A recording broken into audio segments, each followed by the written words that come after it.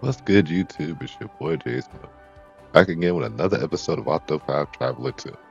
Hope everything's going well with your day. If not, I hope this video can make your day a little bit better.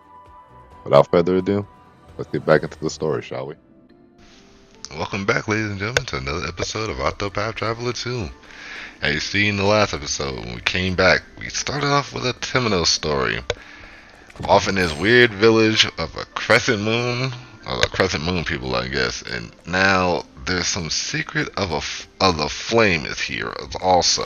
So I'm wondering what does that have to do, because they were hell bent on not showing us until they decided to set us up to show us where this ruins or this temple was. Not ruin, not ruins, temple.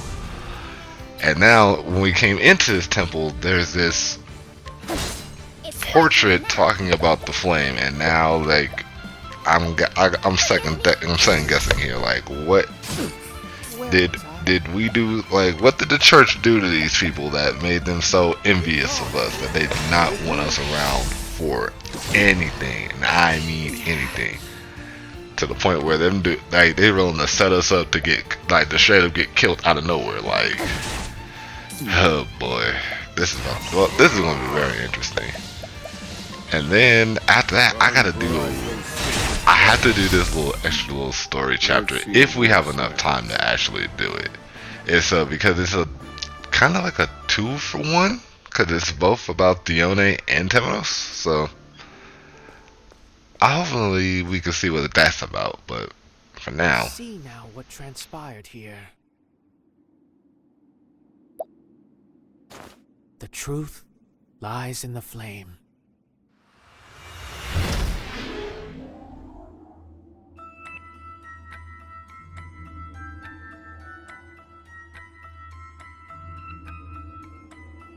Decades ago, the Call people were massacred here at the hands of the leader of the Moonshade Order. Ah, there's something here.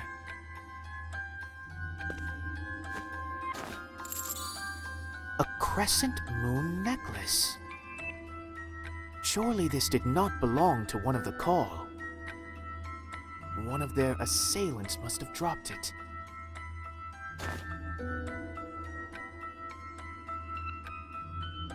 This mural. The bodies of the Call are piled here. Did they fall in a desperate attempt to protect it? What significance did it hold for them?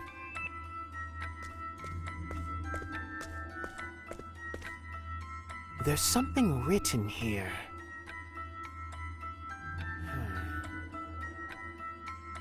Long ago, on this land, there came an uninvited guest. The Archmage Darkest. He called forth the night. The night brought beasts. Beasts that devoured the people. In our hour of need, only one rose to challenge the Archmage. One by the name of Call. Pure of heart, Call conjured the azure flame and ushered in a new dawn upon the land. The power of night now rests in the nameless village. It awaits the dark rite that shall awaken it once more. None must go there. Night must not be allowed to fall again. The azure flame must be protected.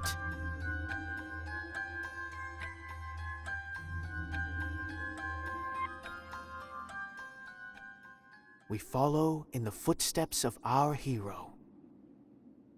We are the keepers of the flame, the people of Call.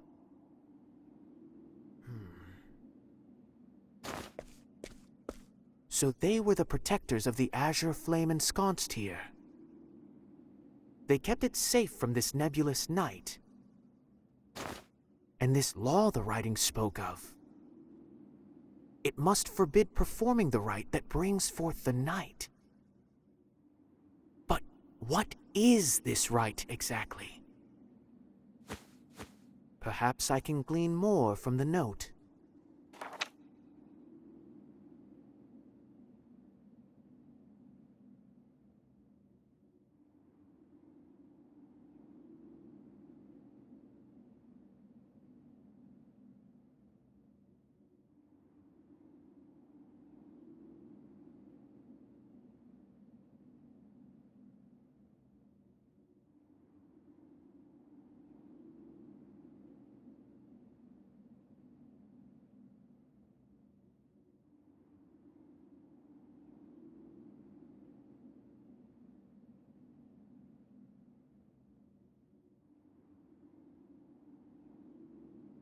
Those words.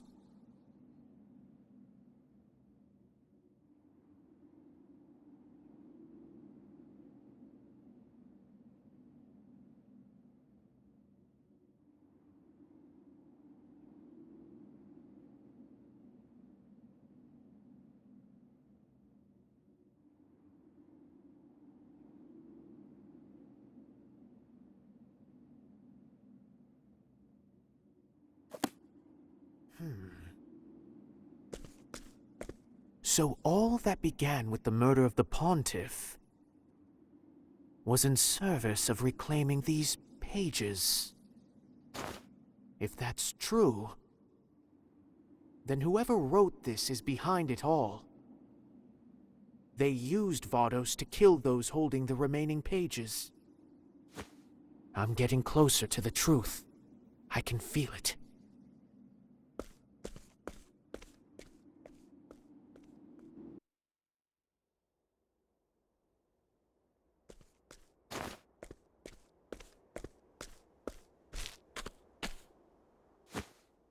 The sins of your people run deep.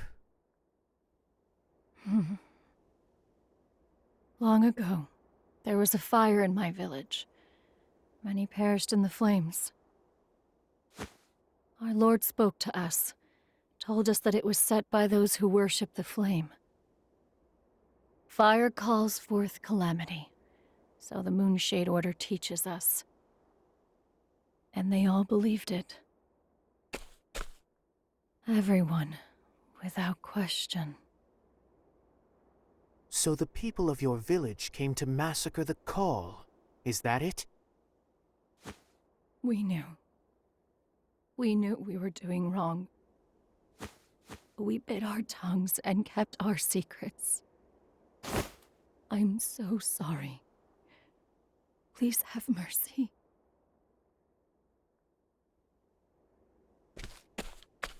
Who is this lord of yours?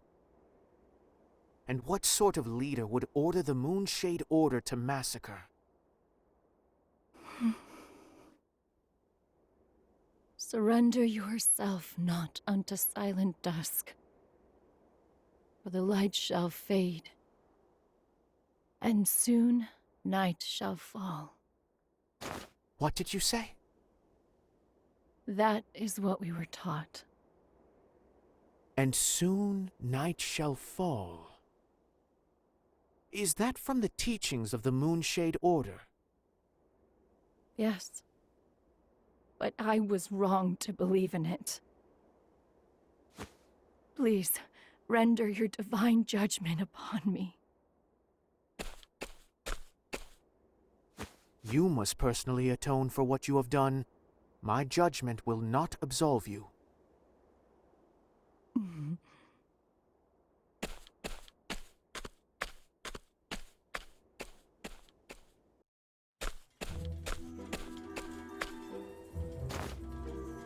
And soon night shall fall. The Pontiff's parting words were not from the Called People, but from the Moonshade Order. And what's more, they form one of the verses on the missing pages of the Book of Night. The Moonshade Order's history is deeply intertwined with that tome. Perhaps the Pontiff wished to inform me of this very connection. A shadowy figure lurks behind this series of murders. I must find the one who wrote the notes I found earlier. And I believe one Vados the Architect will have the answers I seek. Finding those answers will no doubt require an interrogation. Stormhail. That is where he remains in custody, at the seat of the Sacred Guard. I must make my way there. I must uncover the truth.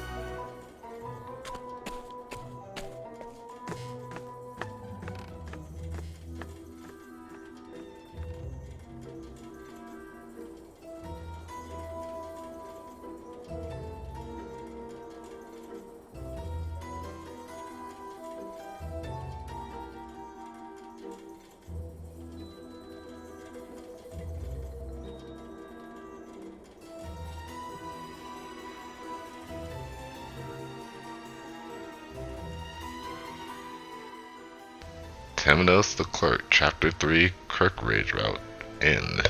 Alright. So, now that we done figured out that call people were actually like,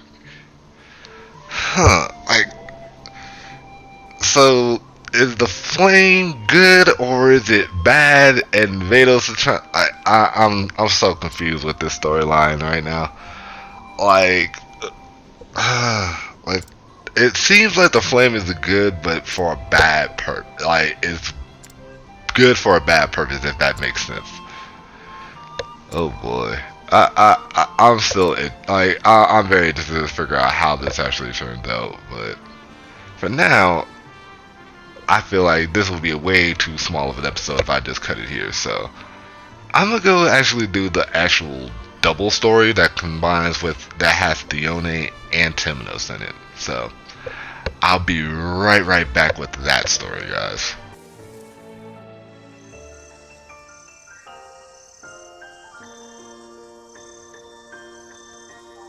Home sweet home.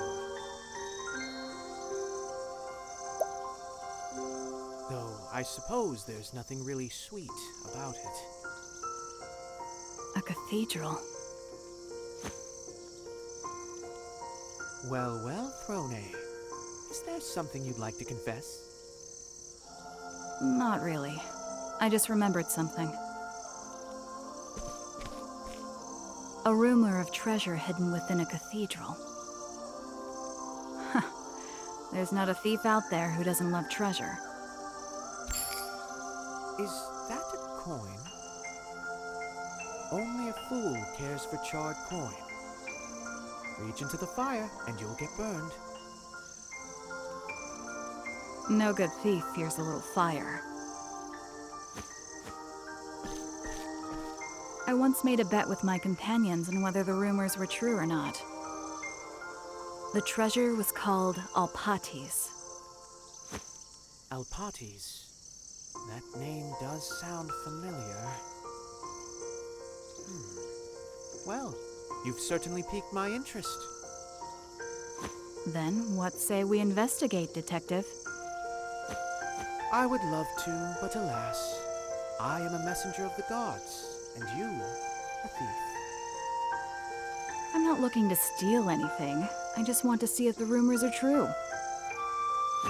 So you say, but something tells me you have other motives. I don't. Very well then, Throne. Let the search for clues begin.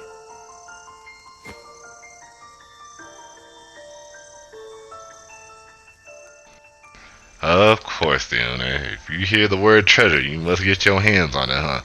Once a thief, always a thief. But how's this gonna tie in with Temenos, though?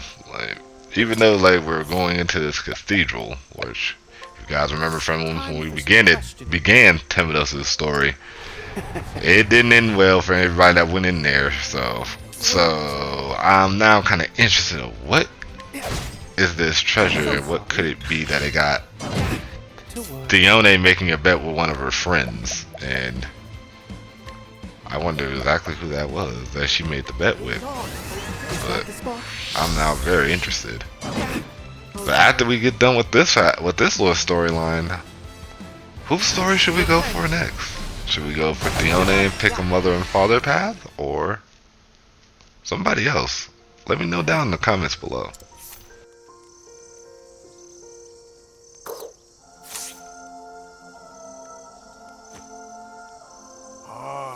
Inquisitor, I suppose I could tell you about it. The Pontiff once swore me to secrecy, you see. How intriguing. But we must speak elsewhere. Take me to the Pontiff's chambers in the cathedral. May the sacred flame guide us, or something. Ah, yes. Guiding is Temenos' specialty.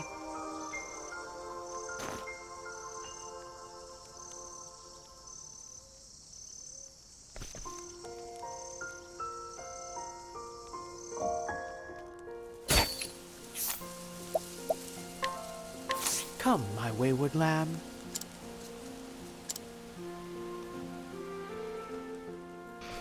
Alright, now that we done beat the information out of this man, out of this old elderly man, now we can go take him to this cathedral and he should show us the secrets of this treasure, right?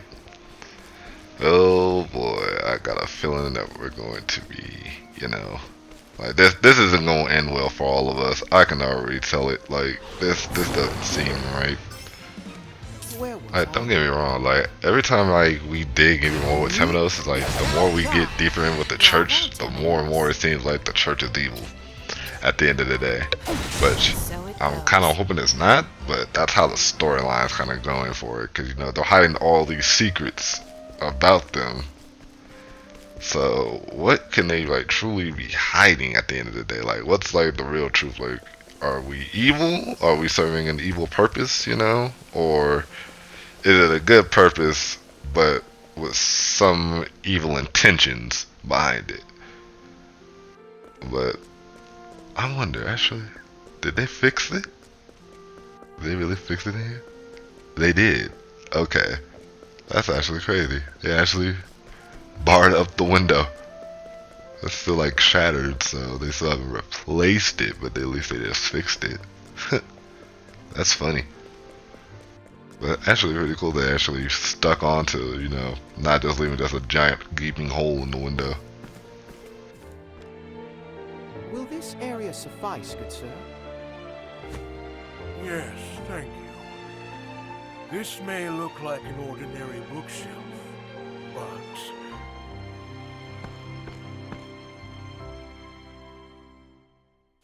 the mischievous gods couldn't help themselves. Well, my. Now then, my job here is done. Do with this knowledge what you will. And may the sacred flame light your path, or something.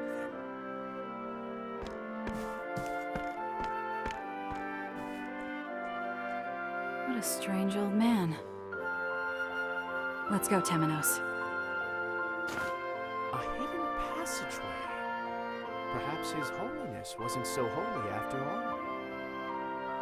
But to go so far just to hide a single treasure? Are you coming or not, Detective? Witness, it's not easy working with thieves.